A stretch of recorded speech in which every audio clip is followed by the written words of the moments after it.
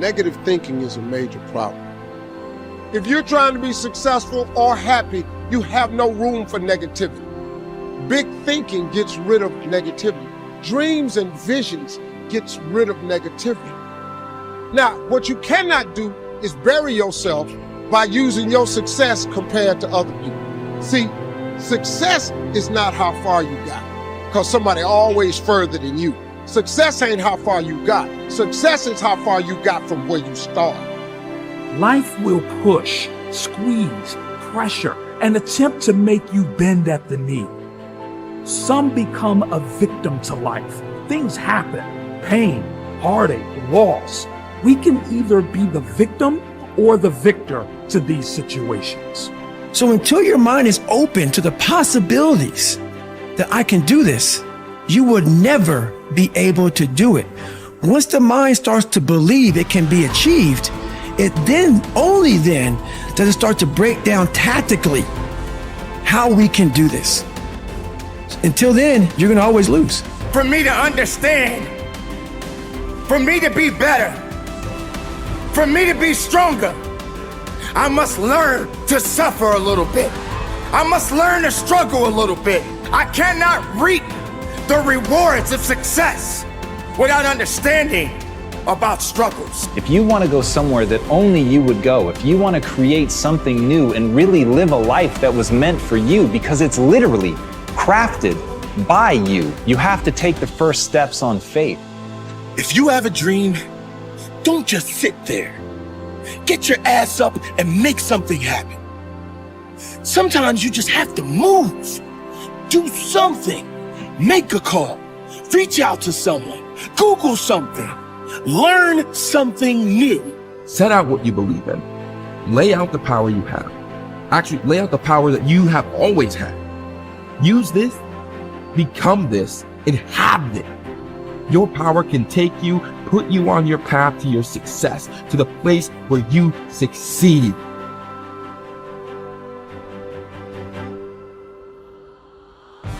You have, and you always will have this potential to improve, this potential to adapt, and this potential to change. This is what you've been working for. Go on and receive that. Trying to get insight and see life as a puzzle, and your goal in life is to seek the adventures that piece the puzzle together. Who are you? You're the thing that transforms who you are. Now, you're also who you are, but on top of that, you're the thing that transforms who you are. You are the thing that is, and you're the thing that becomes. And you should put the thing that becomes at a higher place than the thing that is. That means you also have to allow yourself to shake off those things about you that you might be pathologically attached to, habits and people, for that matter, ways of thinking, all of those things. You have to allow yourself to shake those off, and that's more like a burning. That's why the phoenix is the symbol that it is, right? It's old and it deteriorates, it bursts into flame, and then it's reborn. It's like, well, do you want to be reborn? It's like, it's not the question. The question is, do you want to burst into flame? And the answer to that generally is no. But that's the wrong answer. The right answer is, you let all that nonsense burn away. And you might say, well, I don't know what I should leave behind. And the answer to that is, that's a lie. You know some of the things that you should leave behind. All you have to do is ask yourself. You'll come up with a list instantly of 100 stupid things that you're doing that you know you could stop doing. Some of them maybe you don't know you could stop doing. It's like, well, fine, leave those alone for now. But there's a bunch of things you perfectly know well that you could stop doing that would improve your life. And so do that, see what happens. That's a good idea. What's really interesting is self-value, real self-worth comes from doing hard things. We keep talking about self-love. We keep talking about loving yourself, believing in yourself. That happens naturally when you go through something difficult. Everyone who's listening right now, I guarantee has been through something difficult. Maybe they lost a friend. Maybe they've been through cancer. Maybe they lost their job and had to rebuild. Maybe they completely got destroyed during the pandemic and had to figure everything out with their health. The point is, we've all done hard things, and self-worth and self-value comes from recognizing the hardship you've been through and the growth that you made during that time. Now, if you're someone who's listening and saying, Jay, well, I'm not sure I've been through anything that challenging, well, that's your challenge. Go and figure out what it is that you want to do that's hard. Is it developing a new skill? Is it getting a qualification? Is it starting that business or dream that you've always wanted to do? What's that difficult thing you're going to do on your own, with your friends, with the support of whoever's around you, but not with the crutch or the handicap of a partner? What are you going to build as a skill, as a tool, as a value yourself that's going to make you say, I've done something? And that's the beginning of it. The beginning is, I've done something and I did that and I can do that. And when you do that, yes, there's going to be, you're going to validate the wrong things. You're going to give yourself praise for the wrong things. You're going to go through ego. You're going to do all of that. But there's still a belief of, I can do hard things. I can do hard things by myself. And I know what value I bring to a relationship. Persistence is self-discipline in action. Your ability to persist in the face of all setbacks and temporary failures is essential to success in life. Napoleon Hill said, persistence is to the character of man as carbon is to steel. The primary reason for success is persistence. And likewise, the primary reason for failure is lack of persistence, quitting too soon. There is a direct link between self-discipline and self-esteem. Each time you discipline yourself to do what you should do when you should do it, whether you feel like it or not, your self-esteem increases. Each time you persist and force yourself to continue on, even when you feel like quitting, your self-esteem goes up. Each act of self-discipline strengthens every other act of self-discipline. Every act of persistence strengthens every other act of persistence. When you discipline yourself to persist over and over, you like and respect yourself more and more. You become stronger and more confident. Eventually, you become unstoppable. Persistence is its own reward. Every time you force yourself to persist on a task, whether it is large or small, you feel happier and better about yourself. When you go the extra mile and do more than you are paid for, or more than is expected, your self-esteem goes up. You feel more powerful and in greater control of your life.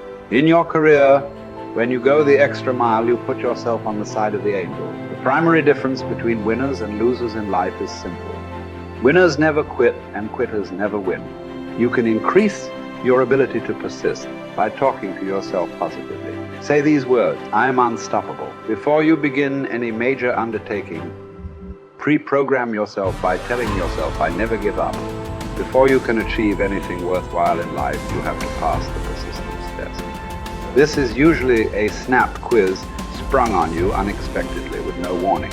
You suddenly face a major setback, problem, temporary failure, or even a complete disaster. When this happens, remind yourself that this is the testing time. This is when you demonstrate what you are really made of. This is when you show yourself and others the strength of your character and your true determination to succeed, your ability to respond effectively to setbacks. Your level of responsibility is the measure of your readiness to succeed. When you experience a major setback or problem, you will feel temporarily stunned. This feeling is very much like a punch in the emotional solar plexus. You will be stopped for a few seconds or a few minutes. During this period, you will often feel discouraged or experience self-pity. You will say, why me? However, it is not how far you fall that counts, but rather how high you bounce. Your aim is to bounce back as quickly as possible. Resilience in the face of unexpected reversals is vital to long-term success. Remember the warrior's creed. I will lay me down to bleed a while and then rise and fight again. Don't be surprised, shocked, or set back when things go wrong. Your best laid plans will often fall apart. Instead, expect disappointments and setbacks as a part of life. Take a deep breath, pick up the pieces, and continue onward. Our minds, our thinking controls our destinies here on Earth to a degree totally unsuspected by the great majority of people. When you think about it a moment, it becomes so obvious, so clear and simple. Well then, if we become what we think about, and if we can control our minds, we can pretty well tell our own future. And that's the point I want to make. That's what I meant when I said earlier that each one of us is the architect of the structure fashioned by our years. This means that if we're confused about what we wish to become or accomplish, our lives, our environment will mirror that confusion. It also means that if we know what it is we seek, that it must be accomplished. Barring an act of God or a catastrophe over which we have no control, we as individuals can call our own shots for the rest of our lives. We can know what it means to go through life from one success to another, to play life according to the rules and reap the rewards. We can know what it means to have peace of mind and live calm, cheerful, successful lives. You are at this moment the sum total of your thoughts to this point, for there is nothing else you can be. And 5 years from now, you can be and have anything you set your entire mind and heart upon.